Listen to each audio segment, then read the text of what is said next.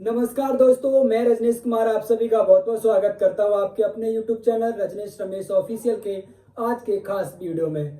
भाइयों, जैसा कि हमने पिछले वीडियो में बात की थी लोकसभा क्षेत्र जौनपुर के बारे में, आज उसी कड़ी में आगे बढ़ते हुए आज हम बात करने वाले हैं लोकसभा क्षेत्र अमेठी के बारे में।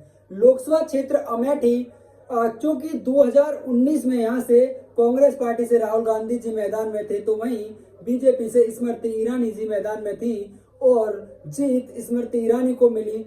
तो उसके बाद कयास ये लगाए जा रहे थे कि 2024 में एक बार फिर स्मृति ईरानी और राहुल गांधी जी के बीच में अमेठी की लड़ाई देखने को मिलेगी। लेकिन राहुल गांधी जी ने अमेठी सीट को छोड़कर रायबरेली से चुनाव लड़ने का फैसला लिया है। तो उसी कड़ी में आज हम बात करने वाले हैं अमेठी से, क्योंकि क्या कारण रहे जिनसे अमेठी लोकसभा क्षेत्र से राहुल गांधी जी ने यहाँ 3 बार जीत की हैट्रिक लगाने के बाद 2019 में मिली हार का बदला नहीं लेना चाहा, वो एक सेफ सीट रायबरेली सीट पर चले गए। तो देरी न करते हुए आइए हम समझते हैं लोकसभा क्षेत्र अमेठी के बारे में। लोकसभा क्षेत्र अमेठी के बारे में, लोकसभा क्षेत्र अमेठी में 5 विधानसभाएं आती हैं। सालोन जो कि रायबरेली जिले की है, तिलहौन, अमेठी, गौरीगंज और जगदीशपुर, ये चारों विधानसभाएं अमेठी जिले की हैं। तो हम बात करते हैं पहले 2022 में हुए विधानसभा चुनाव में इन 5 ही विधानसभाओं पर किस किस पार्टी को कितना कितना मत मिला, और उन चीजों से समझते हुए थोड़ा सा आगे जाति समीकरण और इस सीट का बैकग्राउंड देखते हुए चर्चा करते हुए समझते चलेंगे कि इस सीट का 2024 में झुकाव किसकी तरफ अधिक है। बात करूं सलोन विधानसभा की, तो यहाँ पर समाजवादी पार्टी के कैंडिडेट को 85,604 मत प्राप्त हुए, तो वहीं बीजेपी पार्टी के प्रत्याशी को 87,715 मत प्राप्त हुए और बीएसपी पार्टी के प्रत्याशी को 9,315 और कांग्रेस पार्टी के प्रत्याशी को 11,439। ये सीट सलोन सीट बीजेपी के खाते में जाती है 2022 के विधानसभा चुनाव में। अगली विधानसभा तिलौन की बात करें तो 71,643 मत समाजवादी पार्टी के कैंडिडेट को प्राप्त होते हैं, वहीं बीजेपी पार्टी के कैंडिडेट को 99,472 मत प्राप्त होते। बीएसपी पार्टी के कैंडिडेट को 6,120 और कांग्रेस पार्टी के प्रत्याशी को 21,978 मत प्राप्त होते हैं। लोकसभा क्षेत्र अमेठी के अंतर्गत अमेठी विधानसभा की बात करें तो समाजवादी पार्टी के कैंडिडेट को यहाँ पर 88,217, बीजेपी पार्टी को 70,121, बीएसपी को 10,202 और कांग्रेस पार्टी को 14,080 मत प्राप्त होते हैं और अमेठी समाजवादी पार्टी के पक्ष में जाती है। सलोन और तिलोई 2 विधानसभाएं बीजेपी पार्टी के पक्ष में जाती हैं 2022 में, तो अमेठी समाजवादी पार्टी के पक्ष में जाती है। भाई बात करूं गौरीगंज की, तो गौरीगंज से समाजवादी पार्टी के प्रत्याशी को 79,040, जबकि बीजेपी पार्टी के प्रत्याशी को 72,077, 98,172 मत बीएसपी पार्टी को और 28,964 कांग्रेस को मिलते हैं। गौरीगंज में भी साइकिल चलती है। वही बात करें जगदीशपुर विधानसभा में, तो यहाँ समाजवादी पार्टी को 27,971 मत प्राप्त होते हैं, वहीं बीजेपी को 89,315 और बीएसपी पार्टी को 10,198, कांग्रेस पार्टी को 66,491 मत। अब इन 5 विधानसभा में 2022 में जब विधानसभा चुनाव हुए थे, तो इनमें 3 बीजेपी पार्टी ने जीती तो 2 समाजवादी पार्टी के पक्ष में गई।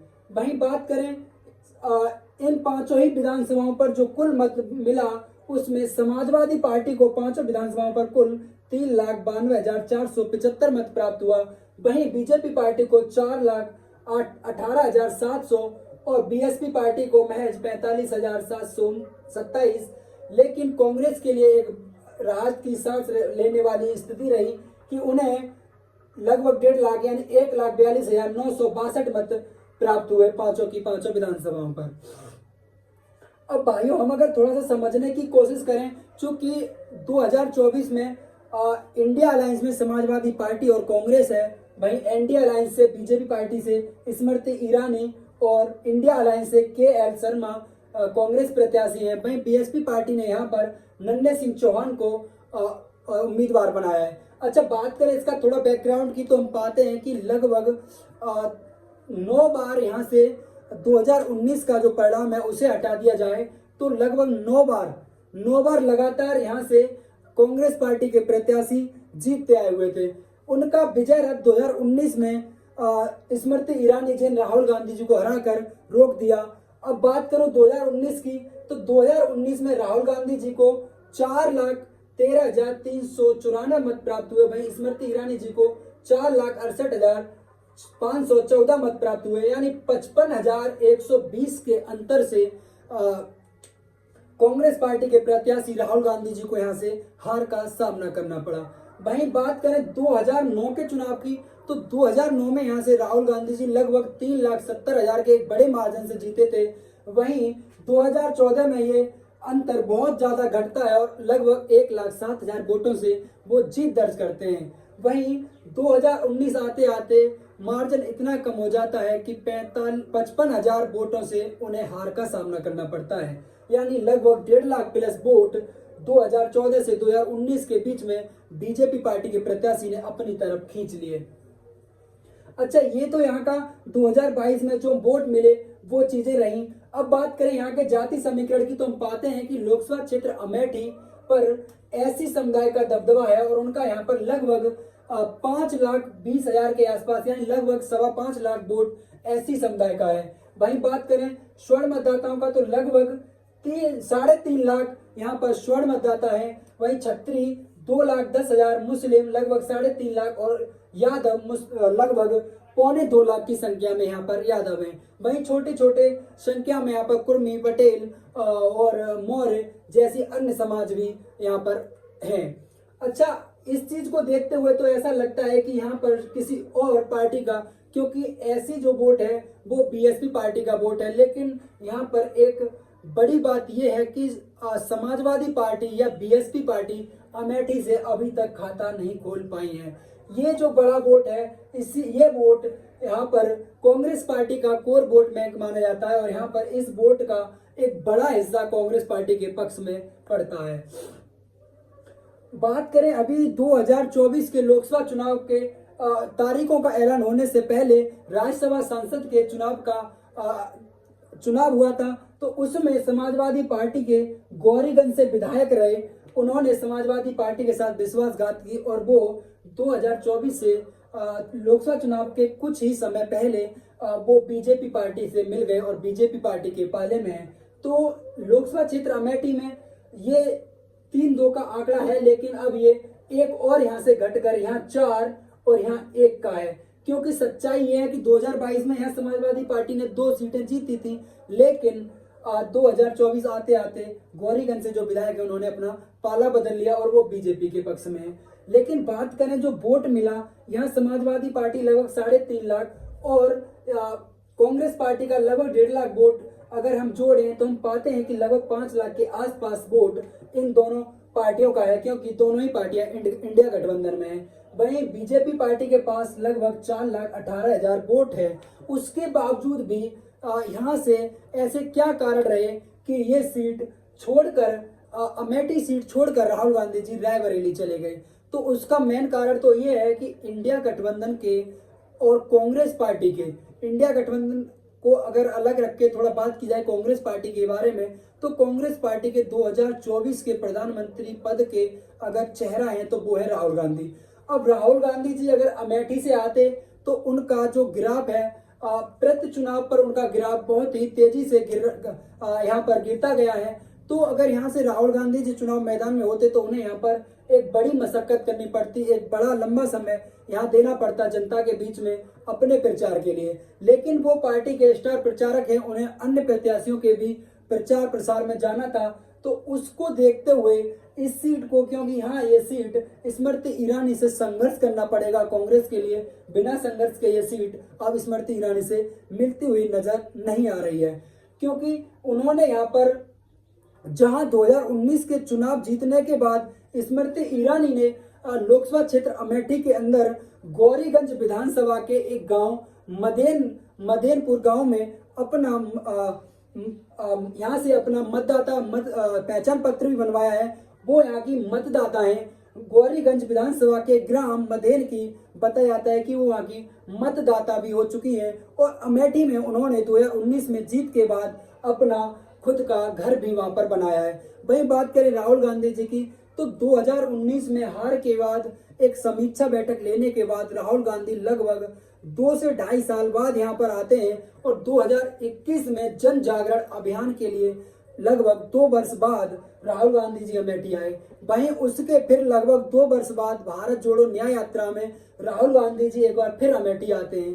तो ये जो अंतर था कि राहुल गांधी जी अमेठी को समय ही नहीं दे पाए। पिछले 5 साल में 2 बार राहुल गांधी महज अमेठी आए। तो ये जो चीजें थी ये उनके पक्ष में नहीं थी। यही कारण बना कि उन्होंने अमेठी छोड़कर रायबरेली जाने का फैसला लिया। अच्छा, कांग्रेस पार्टी ने यहाँ पर केएल शर्मा को रखा है अपने प्रत्याशी के रूप में।